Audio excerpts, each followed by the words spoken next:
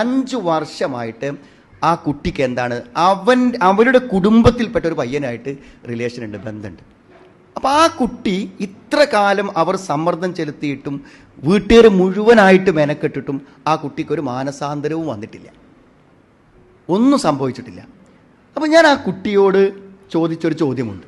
ഒരാൾക്ക് മാനസാന്തരം വരാൻ 1000 മണിക്കൂറൊന്നും വേണ്ടാന്ന് പറയാനാണ് ഞാൻ പറഞ്ഞത്. ആ കുട്ടിക്ക് മാനസാന്തരം വന്നത് ഞാൻ ആ കുട്ടിയോട് ചോദിച്ചു, നിൻ്റെ വാപ്പയുടെ ജീവിതത്തിൽ ഏറ്റവും വേദനിച്ച ഒരു ദിവസം ഏതാണെന്ന് നിനക്കറിയോ ചോദിച്ചു. അത് ഇന്നാണ്.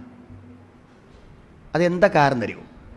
നിന്നെ കൂട്ടി നിൻ്റെ ഈ വാപ്പ എൻ്റെ വീട്ടിലേക്ക് വന്ന് നീ ഒരു പ്രേമത്തിൽ കുടുങ്ങി എന്ന് പറയേണ്ടി വരുന്നൊരു ഗതികേടുണ്ടല്ലോ, അത് അയാളെ സംബന്ധിച്ചിടത്തോളം ജീവിതത്തിൽ മറക്കാൻ പറ്റാത്ത ഒരു വേദനയാണ്. ഞാൻ അത് പറഞ്ഞപ്പോൾ ആ കുട്ടി ശരിക്കും അലമുറയിട്ട് കരഞ്ഞു. ഞാനൊരു ഷോക്കല്ല, അവൾ ഉപ്പാനെ സങ്കടപ്പെടുത്തിയതിൻ്റെ ആ ദുഃഖം അവളിൽ ശരിക്കും പ്രകടമായി. ശരിക്കും ആ ഒരു വാക്കിന് ശേഷം ഞാൻ പറഞ്ഞതൊക്കെ അവൾ കേട്ട്. ഞാൻ അവസാനം അവൾ ചോദിച്ചു, നിനക്ക് ഈ വാശി നടപ്പിലായാൽ, ഈ പ്രേമം നടപ്പിലായാൽ നിനക്ക് കിട്ടുന്ന ലാഭം എന്താണ്? നഷ്ടം ഞാൻ പറഞ്ഞുതരാം, നഷ്ടങ്ങൾ ഞാൻ പറഞ്ഞുതരാം.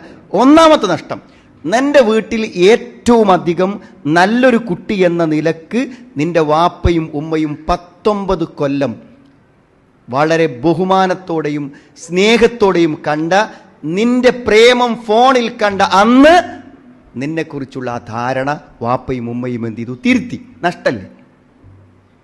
ചെറിയ നഷ്ടം നിനക്ക്.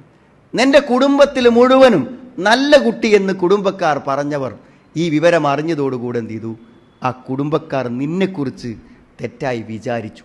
മാത്രല്ല, നല്ലൊരു കുട്ടിയാണെന്ന നിലക്ക് ദീൻ്റെ കാര്യങ്ങൾ പാലിച്ചു പോരുന്ന നിനക്ക് ഇവന് ചാറ്റ് ചെയ്യും, ഇവനെ ബന്ധപ്പെടുകയും ചെയ്യുമ്പോഴൊക്കെ അതിൻ്റെ ഒരു കുറ്റബോധം, മനസ്സിൻ്റെ ഒരു വിഷമം, ഞാനാണല്ലോ ഇത് ചെയ്യുന്നത് എന്നുള്ള ഒരു ഭയങ്കരമായ വേദന, അതൊക്കെ എത്ര ശക്തമാണ്. ഇങ്ങനെ ഞാൻ ഓരോന്നോരോ, ഇനിയിപ്പോൾ കല്യാണം കഴിയുകയാണെങ്കിലോ ഒരു നല്ല കുടുംബജീവിതം നിനക്കില്ല. ഈ ഭൂമിയിൽ കിട്ടേണ്ട ഏറ്റവും സൗഭാഗ്യകരമായ ഒരു കുടുംബജീവിതം നിനക്ക് നഷ്ടപ്പെട്ടു പോയി. നാളെ നിനക്ക് കുട്ടികളുണ്ടായാൽ ആ കുട്ടികൾ ചോദിക്കും, എന്തെങ്കിലും നീ ഒരു നല്ല കാര്യം പറയുമ്പോൾ ആ കുട്ടികൾ തിരിച്ചു ചോദിക്കും, ഉമ്മി വാപ്പി എങ്ങനെ കല്യാണം കഴിഞ്ഞു എന്ന ഒരു ചോദ്യത്തിന് മുന്നിൽ നിനക്കൊന്നും മക്കളോട് പറയാൻ സാധിക്കാത്ത അവസ്ഥ വരും. ഇങ്ങനെ ഞാൻ അങ്ങനെ എണ്ണി പറഞ്ഞപ്പോൾ അവസാനം അവൾ എന്നോട് പറഞ്ഞു, ഇതൊന്ന് ഒഴിവാകാനുള്ള വഴി പറഞ്ഞു തരും. നമ്മൾ ഒഴിവാകാനുള്ള വഴി പറഞ്ഞു കൊടുത്തു.